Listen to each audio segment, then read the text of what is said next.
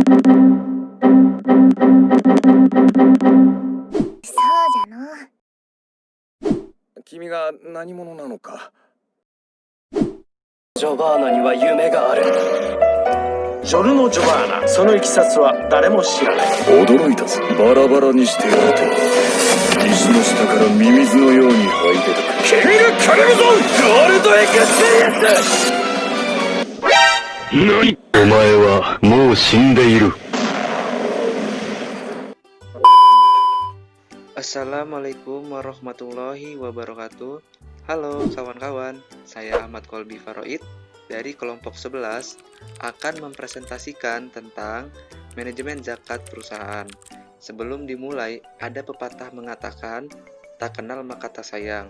Maka dari itu, kita kenalan dulu yuk. Jadi, di kelompok saya ada Nurmaida, Adi Bagus, dan saya sendiri Ahmad Kolbi Faroid. Sekarang, yuk kita masuk ke materi.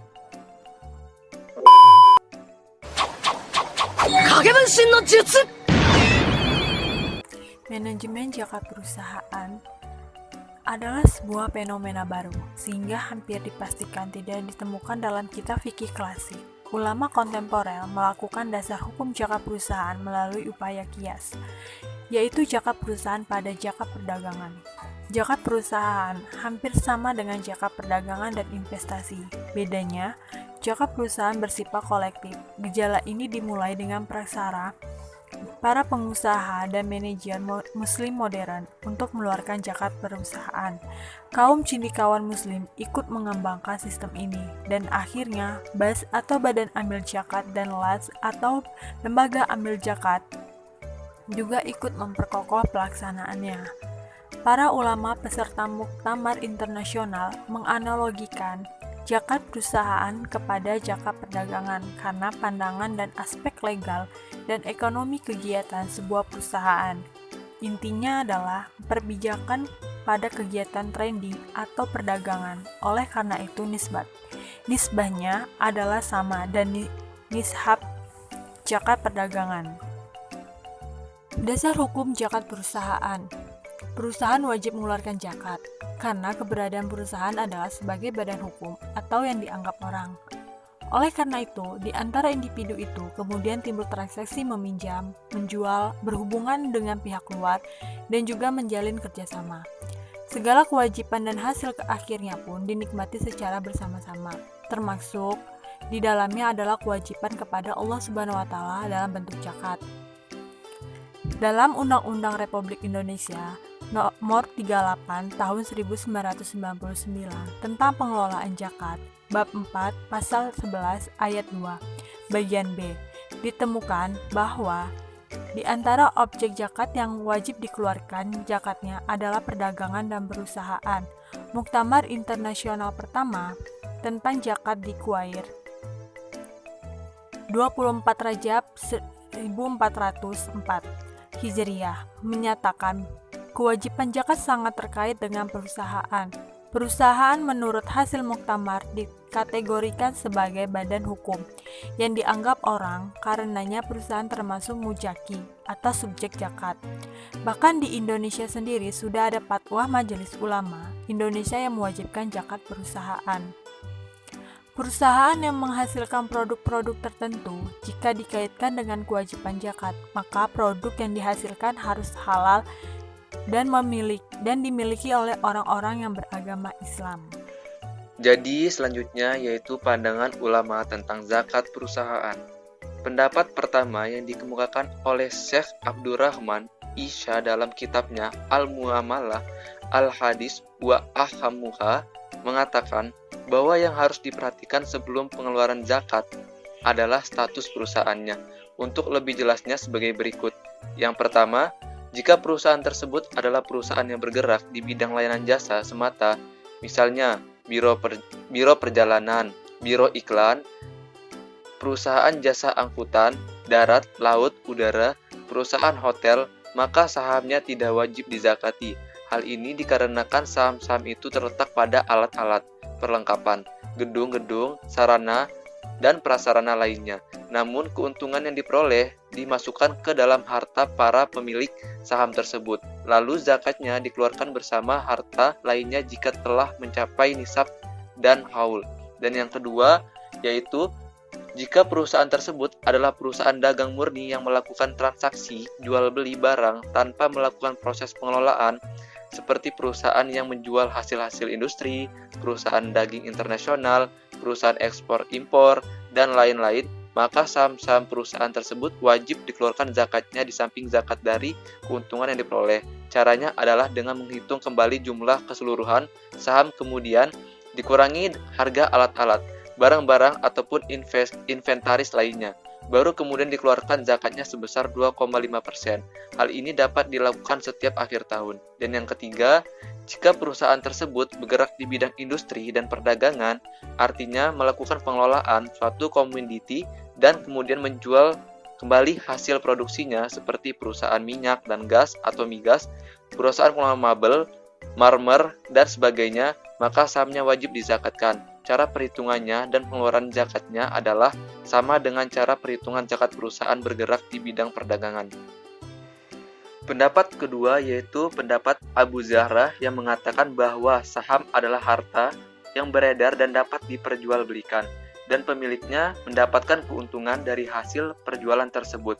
Karena itu, wajib dizakati ini termasuk dalam kategori barang dagangan, dan barang suku zakat adalah 2,5%. Caranya adalah setiap akhir tahun, perusahaan melakukan perhitungan harga saham sesuai dengan harga yang beredar di pasaran. Kemudian, menggabungkan dengan keuntungan yang diperoleh. Jika besarnya harga saham dan keuntungannya mencapai nisab, maka wajib dizakatkan. Namun, harus diakui bahwa kewajiban zakat bagi perusahaan masih memiliki dua pandangan yang berbeda di kalangan ulama kontemporer. Perdagangan pendapat ini disebabkan karena memang lembaga badan hukum seperti perusahaan itu memang belum ada teks yang mewajibkan, sehingga semua fikih generasi pertama tidak mewajibkan zakat. Tetapi umumnya ulama kontemporer yang mendalami masalah zakat mengkategorikan perusahaan sebagai wajib zakat. Baiklah, di sini saya akan melanjutkan materi yang telah disampaikan oleh saudara Kolbi Faroid. Zakat investasi. Yusuf Al-Qaradawi dalam fikih zakat mengistilahkan kegiatan ini dengan al-musaghalat atau investasi baik untuk disewakan maupun melakukan kegiatan produksi yang kemudian dijual. Ia memberikan contoh perumahan, alat transportasi yang disewakan, bahkan juga pabrik-pabrik yang memproduksi berbagai komoditas untuk kemudian dijual di pasar-pasar.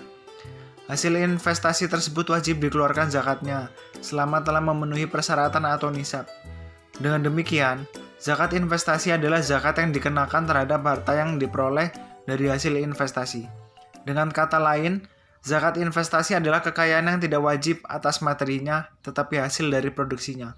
Di antara bentuk usaha yang masuk investasi adalah bangunan atau kantor yang disewakan, saham, rental mobil, rumah kontrakan, dan investasi pada ternak atau tambak. Namun, walaupun Islam sangat menganjurkan investasi, bukan berarti semua bidang usaha diperbolehkan dalam berinvestasi. Ada aturan dalam Islam yang menerapkan batas mana aktivitas yang halal dan haram untuk dilakukan. Prinsip-prinsip Islam dalam kegiatan investasi harus diperhatikan mencakup 5 aspek, yaitu yang pertama, tidak mencari rezeki pada hal yang haram, baik dari segi zatnya maupun cara mendapatkannya, serta dengan menggunakannya untuk hal-hal yang haram. Yang kedua, tidak menzolimi dan tidak dijolimi. Yang ketiga, keadilan pendistribusian pendapatan. Keempat, transaksi yang dilakukan atas dasar ridho sama ridho atau suka sama suka. Dan yang kelima, tidak ada unsur riba, maisir, perjudian, spekulasi, dan gharar. Materi selanjutnya adalah dasar hukum zakat investasi. Sebagian ulama seperti Ibnu Hazm 465 Hijriah dan beberapa ulama lainnya menyatakan bahwa harta tersebut bukan merupakan sumber zakat, karena zakat menjadi tidak wajib pada harta tersebut.